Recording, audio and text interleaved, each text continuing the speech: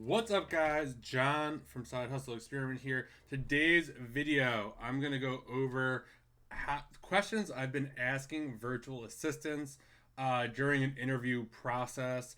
I have totally changed my process from when I was first doing it till now. I'm looking for a product sourcer slash assistant potentially. So I'm going to kind of give you the exact questions I've been asking them. So let's just get into it. So I haven't had a virtual assistant for probably, except for the editor who's been doing reels and some other stuff and other projects for me. He'll start editing these videos again soon. But basically, I have just been doing all the sourcing myself. And from doing all the sourcing myself, I've definitely learned a lot and really refined systems. So when I used to interview virtual assistants, I would post a job post on Online Jobs PH. A bunch of people would apply. I would kind of go through, I'd ask them, hey, here's, put your favorite color in the subject line. Let me know your favorite animal, what's your favorite category to source. And if all that stuff was in the email they sent back to me, that would kind of get them on to the next round. I'd take a quick look at their profile and then send them a Calendly to schedule an interview, and then interview them and go from there. What I used to do is ask them all the standard questions. Oh, like, where do you see yourself in 5 years? Oh, what are your strengths? Oh, what are your instances? Oh, like, tell me how you overcame a challenging time. While all that stuff is good and great, a lot of the times for me, especially if you're hiring a sourcing person, I really don't care about any of that stuff. Because what is a challenging time that's really going to relate? You had trouble finding stuff and you probably fought through it.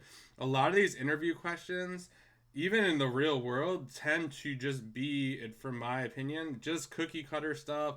I know when I was looking for jobs, like, you just go on Google, hey, what do you say when, they ask what I plan to do in 5 years, or, what am I going to do for the company? Like, it's all cookie cutter answers. So I don't even know why I decided to do it, but I decided to ask this question randomly and just kept going down the rabbit hole.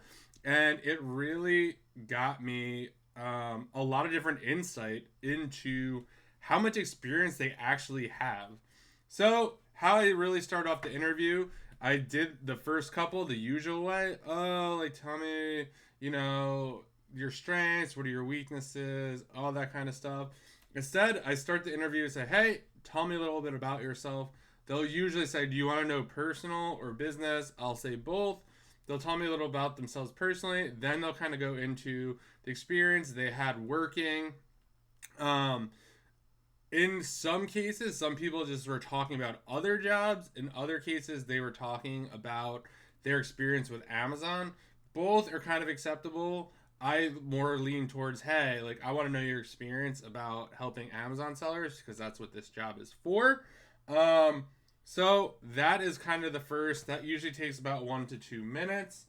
And then I just kind of get right into it. So if they say that they used to work for someone doing sourcing, the next question is, how do you like to source? And for a lot of them, some people were confused. Other people who you could just tell who has done this before and who hasn't.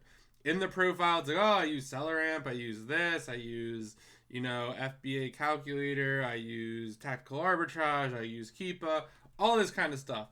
But if you ever kind of come across a video or been talking to someone in real life, you're like, I don't think this person knows what they're talking about because I do this every day, and that just doesn't kind of add up.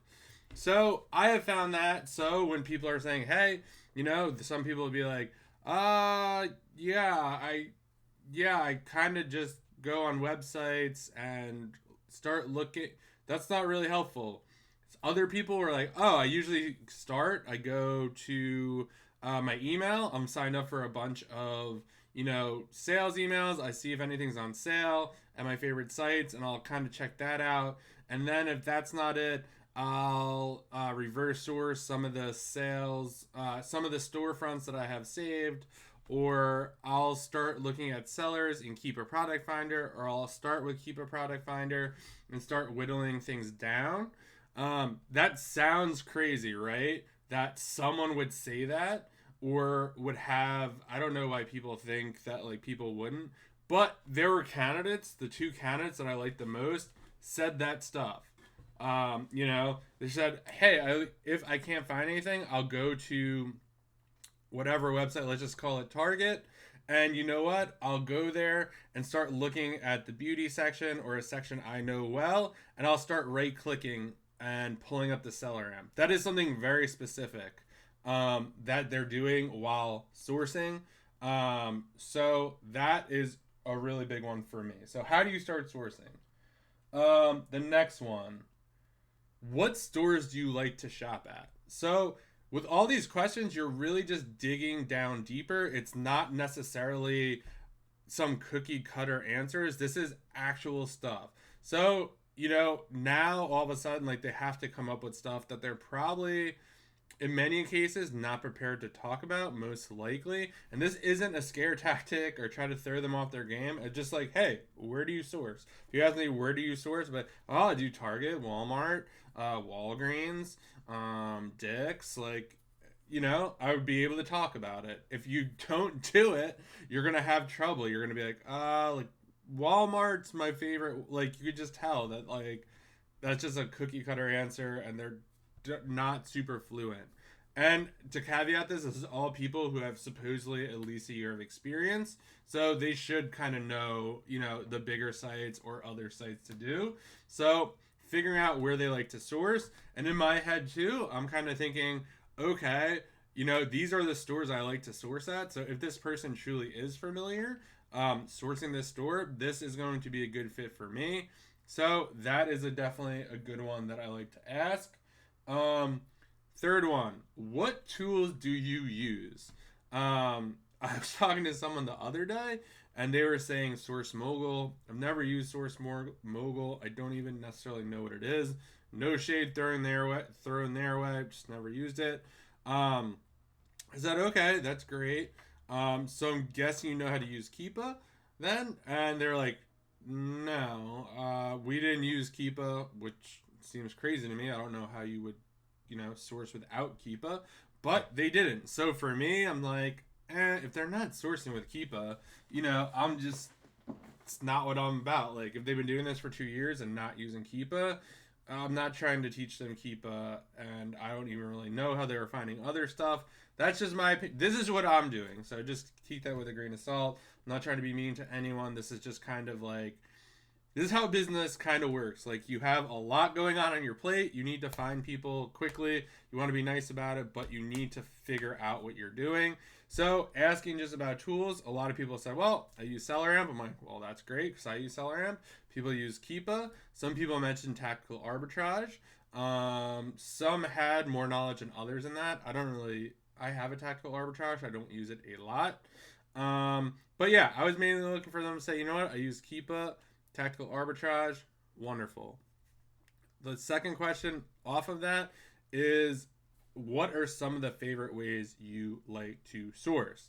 So this question kind of really digs into, well, do they know the kind of different methods of sourcing? So most would say a lot of them were not reverse sourcing, which I kind of like because they're mainly doing manual or keep a product finder, which is much better in my opinion. For what I'm looking to do, I've been doing a lot more of that and less reverse sourcing. So that was kind of nice to hear from most of them. So that definitely gave those a leg up from those that just say, oh yeah, I just reverse sourced. So yeah, you could definitely see it's changing a little bit. So that's kind of the tools and kind of how you're sourcing is a big one. This one was definitely interesting. So the next one, I asked them, when you were working for the last person, how many leads did you typically find a day or a month? And basically is like, I understand, like some days are better than, others, but like on average. One guy said 15 to 20. I knew that that's not happening. Even, I mean, maybe on the greatest sales day, but not every day. And he said that the average kind of they were looking for was $3 profit, 30% ROI. Who knows, maybe, but I don't know. Most would actually we're saying about 5 to 7, 5 to 8. Now this number doesn't really mean anything because it could be made up. But a lot of the people who were saying, 5 to 8 or 5 to 7, they seem like that would make sense. And then the follow up to that is like, what was the criteria for that? So actually, the guy who said that he was doing 15 to 20 a day said the criteria was higher, 3. Someone said that they were finding 10 leads a day, but like the person only wanted $1, $1.50. So to me, that makes sense. But 10 to 15 at 30% ROI doesn't really make that much sense. But I kind of wanted to give a feeling of what they were finding.